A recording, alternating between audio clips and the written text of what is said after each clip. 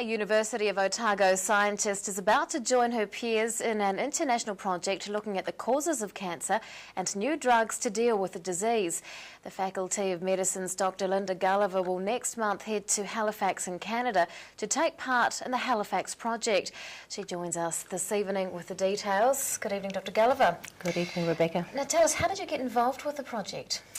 Well, I received an email about this time last year actually asking for expressions of interest.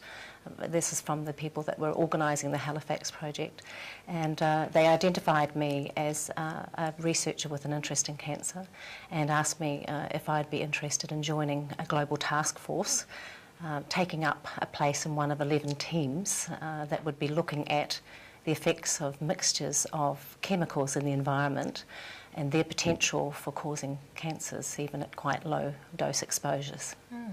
Now, tell us a little bit about the background to the project. Who funds it and started it and why? Well, in actual fact, the co-founder of Getting to Know Cancer, which is the organisation that has thought about, had conceived the project, is a fellow who has had personal experience with losing relatives to cancer.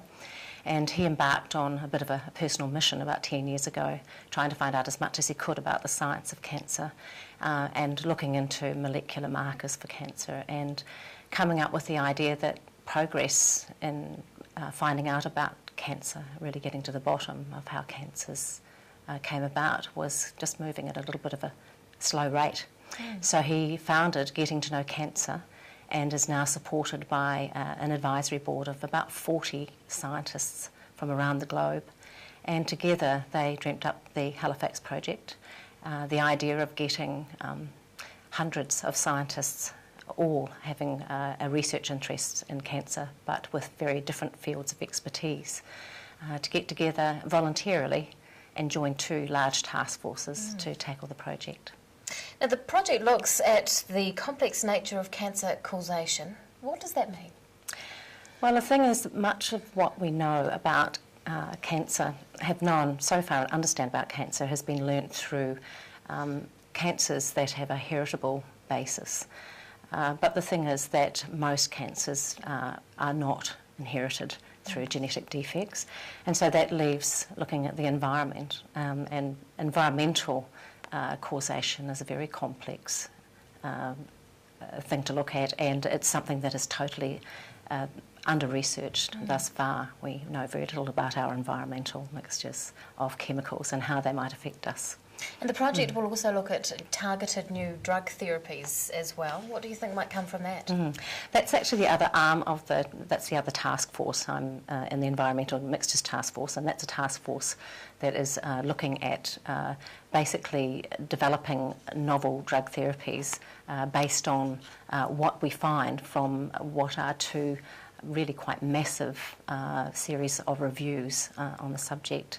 So what they might find might be based on what we can determine are potential dangers in the environment.